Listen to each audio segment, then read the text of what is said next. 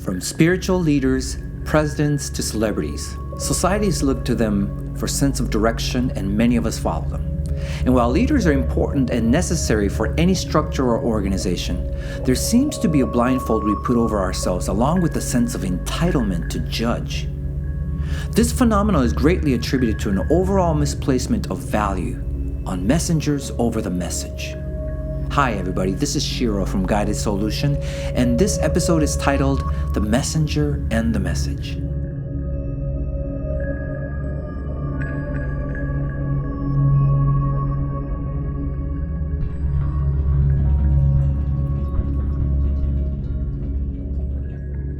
Throughout history, we have learned and evolved through words of wisdom of many greats, from philosophers like Plato, Aristotle, Socrates, Confucius, and even Einstein among countless others.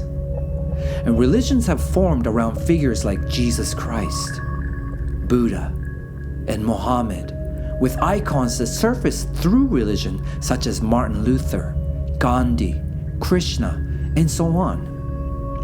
And the moment their name is attached to their words of wisdom, there's an immediate and unconditional validation of the content, especially by those who already revere them or follow them.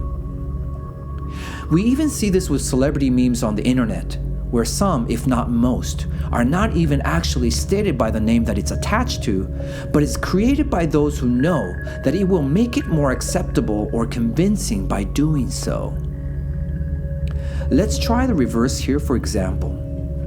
Love is real, real is love, by John Lennon, the artist. 2.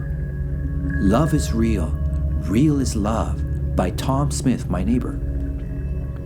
We can immediately feel the difference in the impact. Now, while I can't dismiss the value of the impact for its positive effect, we're also able to observe an underlying phenomena that is deeply rooted and perpetuating some of the most detrimental impact in our world today, especially in religion. And that is that the messenger is worshipped over the message and its essence. There's a tendency within our thinking that once we associate ourselves to the messenger, there's a notion that we are also associating with the message itself, and that is not so at all. When we look at the teachings of Christ or Buddha as an example, we see that their intent was not to start a religion, but for the followers to become the teachings by fully owning it, digesting it, living it, and ultimately embodying it. Even when we look at the term Christian, it means little Christ. And religion often refers to us as children of God, and yet when we say we are God, there's harsh criticism, if not regarded as an abomination, that's completely blind to their own severe contradiction and irony. So much so that it created a deep separation and dualism, which completely takes away from the very essence of the Master's message to unify.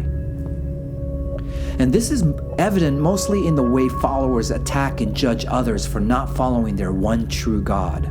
History bloodied with war in the name of religion, and even being used for political and controlling leverage. But you see, your association with the messenger does not bring their message come to life. Only your own embodiment can. And furthermore, along with this blindness to the essence of the message, it also promotes a codependent model where we worship and revere the leader and simply become the followers, creating a sense of separation that we can never be like them, thus keeping ourselves in a sense of guilt or remorse of our shortcomings and unattainable perfection, which is a false sense of humility and even jealousy or envy. Jesus came to demonstrate the essence, to show or remind us of who we are, what we are made of, and where we are from. He has stated that you shall do the things I have done and even greater things, that the kingdom of God is within you, that you are the temple. And this codependency is justified when it comes to a perfect God and seemingly stable. But look at what it does when it comes to leaders around us. We feel that it is okay to judge and scrutinize leaders when they're not affiliated with the right religion or faction. when they cuss, drink, smoke, doesn't practice yoga, doesn't meditate or pray enough, style of their diet that they're not vegan or vegetarian, the amount of knowledge or lack thereof, and so on.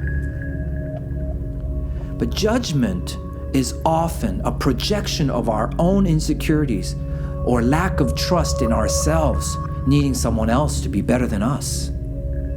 And yes, leaders are held at a higher level of accountability, but not for qualifying themselves to whatever criteria we deem are fit for leaders, but for their ability to demonstrate empathy and to inspire an ongoing awareness of their own alignment and the pursuit to pioneer the way ahead of the rest to effectively share and to teach others. A leader's job has never been about pleasing the followers, but to demonstrate and act from their authenticity in the position of whatever category they are leading in to effectively maintain the team or a body. You see, when we are aligned with the fundamental understanding of what a leader is, then there will be no need for gurudom or guruship, where blind followers are often created.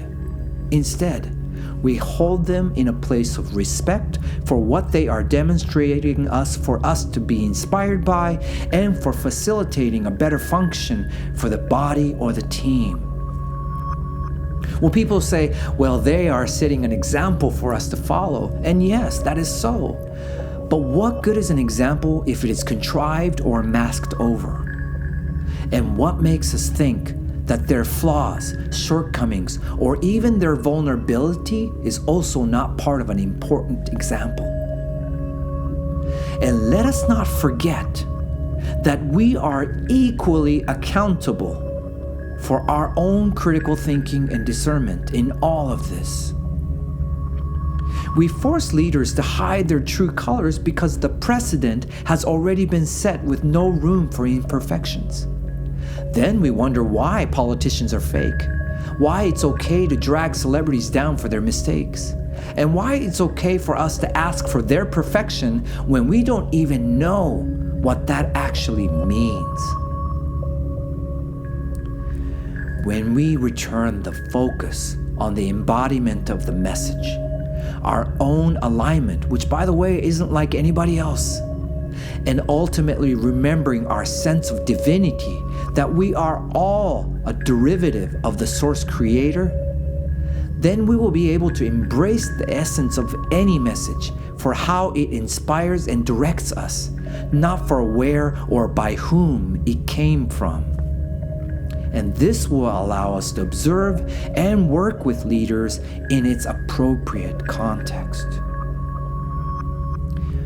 If you have your own eyes, ears, and hearts open, you'll begin to see that the universe is always speaking to you through every available channel, and it does not require a validated messenger to do so.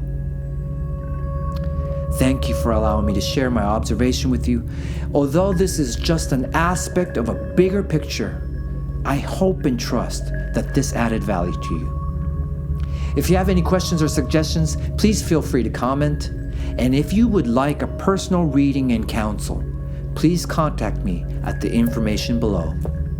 I greatly appreciate you subscribing to this channel for more episodes. Until the next time, from the heart, namaste.